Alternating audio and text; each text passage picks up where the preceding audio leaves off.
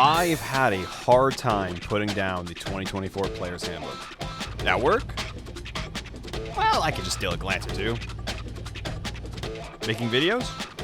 Oh, it's a 1-minute break. In the shower? The pages are probably waterproof.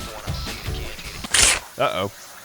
It doesn't matter where I go. No place is safe from WotC and their stupid hardcover patch notes. Ah! And you want to know the kicker? I hate D&D. No, but kinda. I don't. But maybe. Just because I've played the game before, and I follow D&D YouTubers, and I wrote a paper about it in high school, and I have all these books, it doesn't mean I like it. I'm a Destiny player. We're used to Stockholm Syndrome. As beloved as D&D is, I've always been a bigger fan of the players who play it than the actual game we play. You can ask my friends. I've DM'd for a group of them for nearly 3 years now. I can be a little fluid with the rules.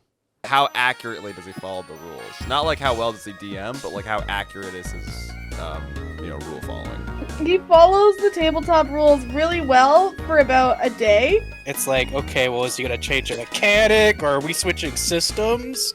Because I remember when you and then you change that, and then it everything up, and then we for like 2 hours. I mean, he honestly is really helpful whenever you can't think of what the rules might be regarding something. That is to say, though, that he is fucking terrible. No, he is actually horrible at following rules. This man... Look, I promise this video isn't going to be me complaining about 5e or even the updated rule set. I'm at peace. I don't need to. I mean, why would I when the action economy is so obviously made by someone who failed their wisdom save on a mind flare? And yet, I didn't think it was possible. But here I am. I really, really like the new D&D book. And I want to talk about why. So first, maybe I should describe my situation. I am just about, almost, the forever DM in my friend group. Out of those 3 years I've played tabletop RPGs, it's only in the last 4 months that I've been a player at all regularly. I also wasn't kidding. I barely play D&D. The preferred games at my table are Star Wars Edge of the Empire, Jacob XP to Level 3's Fallout system, and a system of my own creation. These books were a really good investment. I couldn't imagine a better footrest. So being the forever DM, it was something of a trip 4 months ago when my friend Jose told me he was getting into DMing and I could be a player in one of his games. I didn't know what to do with myself at first. I was feeling so excited, alive, fulfilled. Is this what my players feel like all the time? I was imagining the possibilities, what I'm gonna do. I'm gonna take so many actions. I'm gonna be a hero in my own story. I'm gonna gut a super mutant and wear its skin like a... You rolled a 1. No. I also poured hours into reading the book. It just kept taking, and the videos I had planned were seeming a lot harder to record with my nose buried in the counterspell chapter.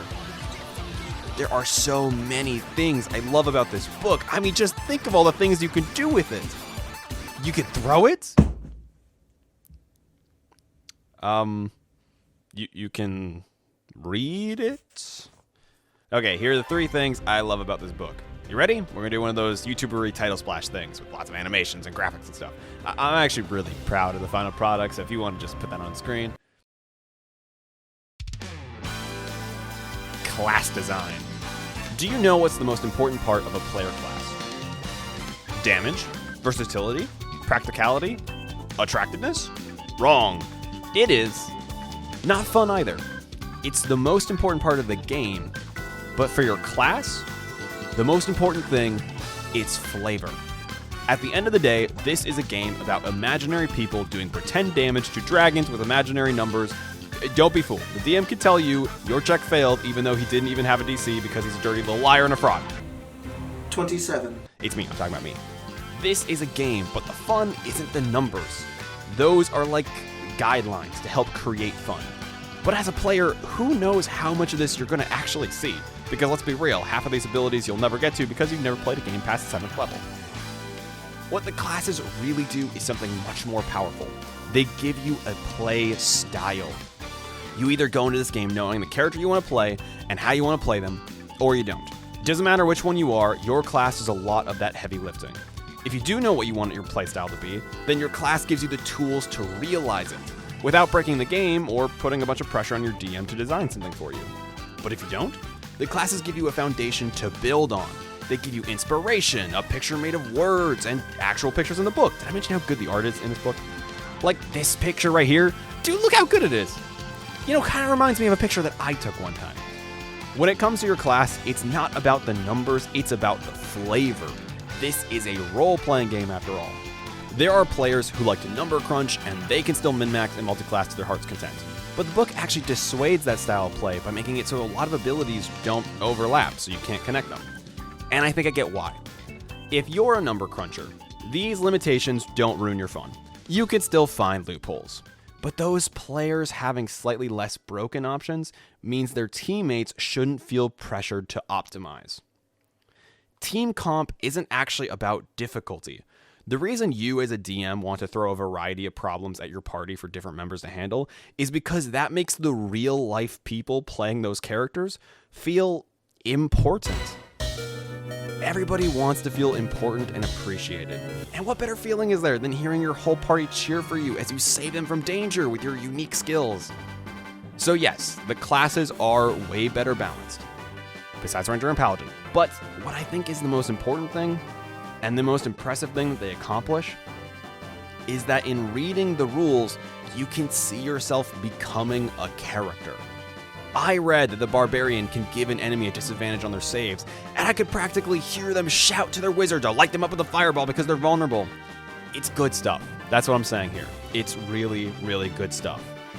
And it only gets better from there. New spells and feats. Spells! Dude! Spells are so good now. And they read the way butter slathers bread! Like it's smooth. They didn't actually change the rules all that much, besides a few exceptions I'll talk about in a moment, but reading them, so much better. They have clear terminology now, clear guidelines and limitations. The language is consistent. Maybe it's just me, but I feel like half the spells in the old handbook I had to look up online because it was not clear to me how they interacted with other spells or abilities. But now, it's crystal clear. Okay, for instance, take the spell Expeditious Retreat. Here they are side by side. Do you see how the new one is so much clearer and easier to read? And the new one fits into one sentence versus the other one, which is like 3. Dude, talk about efficiency. I know this is a tiny thing, but I appreciate it, Watsy. That's all I'm saying. There are a few changes to the spells, and I like most of them. Chromatic Orb is just Chaos Bolt, but more consistent, and it's a first level spell. Thing is, I don't know why they removed Chaos Bolt. That's kind of my one problem with it. Because it was different enough that it was still fun to use. Like, why can't 2 spells do similar things? But whatever, I like the new spell. Counterspell can be, well, countered now by a Constitution save. When I'm playing as a DM, I understand that the players feel differently about it, but I think this just adds a lot more variety to combat. If Counterspell was going to always work, the DM would just give the bad guy immunity or extra slots. Because it wasn't adding options, it was just shutting them down. But now that it's not guaranteed, DMs can add it to fights they wouldn't have otherwise because, hey, maybe a Hail Mary could work, but it won't consistently. That's huge. It means that you can have more nail-biting encounters with big boss fights. And as a player, I hate it because I want to be able to counterspell everything. I get it. Listen, I get it, guys. I'm one of you now. I do have some problems, though. I wish you didn't lose your spell slot when you cast it and it fails. That's dumb. You shouldn't get nothing on a fail. It should do something. Like, the magical resistance retains its effect and gives the user disadvantage on their next spell save or their saving throw. That way you don't feel like it's just a wasted slot. You get something out of it either way. This should really be true of all spells because, unlike an attack roll, when you cast a spell and it fails, you lose your action and a spell slot, which feels bad and gives you less options. Or at the very least, if they're going to make it so that spells do nothing when they fail, you shouldn't also lose the spell slot. You should get to keep it. This is better in the new version because a lot of spells are changed, but some spells are still like this. Also, quick sidebar, this change to Counterspell makes it even funnier to play a really yoked wizard. I can't wait for Chad Giga to swat away a Counterspell with his abs. The spells do a very similar thing to the classes. Through the flavoring, they give you inspiration. You can understand what kinds of situations you would use the spell in, and maybe even some creative workarounds. I do wish there wasn't the no 2-leveled spells in a turn rule, or at least that there was some sort of workaround. But I suppose you can use teamwork to pull off some fun combinations, so maybe it's fine. Oh, and my last complaint. I think they should really separate damage-dealing spells and non-damage-dealing spells.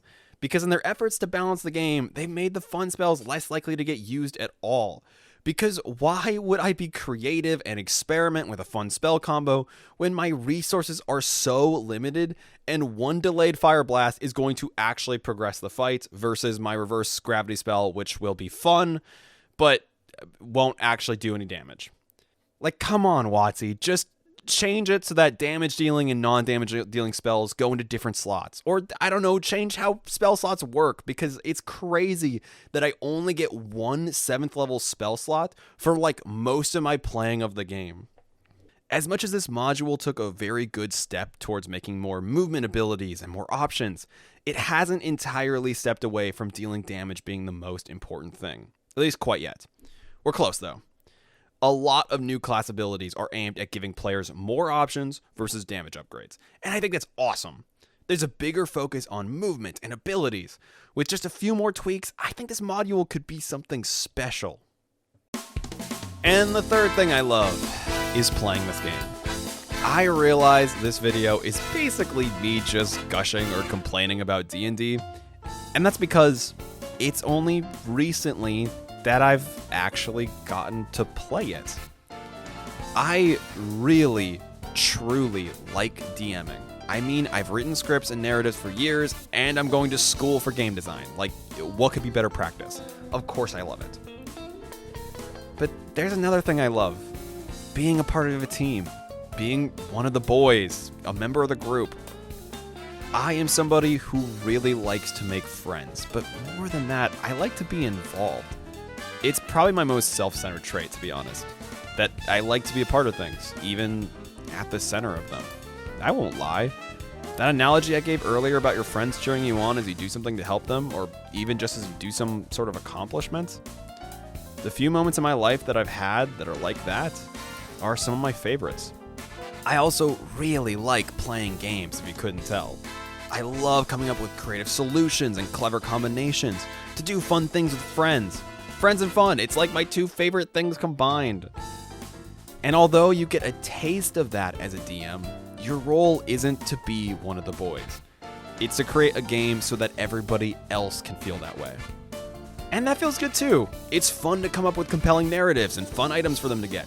Big reveals, really badly drawn maps, like, oh my gosh, did I draw that? What's wrong with it? Let me be clear. There's no part of me that wants to give that up. But the part of me that wants to be a player is just as big. And even if it wasn't for that recent change in my perspective, I just like feeling involved in a community and learning new rules. Like this book just released, of course it's exciting. Obviously I want to talk about it. Dude, we haven't got a new edition of D&D in 10 years. And I wasn't there for the first one. I wasn't playing D&D 10 years ago, but now, and this is especially true now that I'm playing games for YouTube.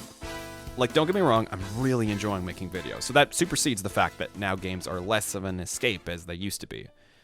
But doesn't mean I don't miss my gaming, though. Like, it's undeniable that playing games used to feel like an escape, and now there are a lot less of that. Which is why, when I'd escape and go read the D&D book, it felt so liberating. Because it wasn't for a video, it was for me. Wait a minute. Oh,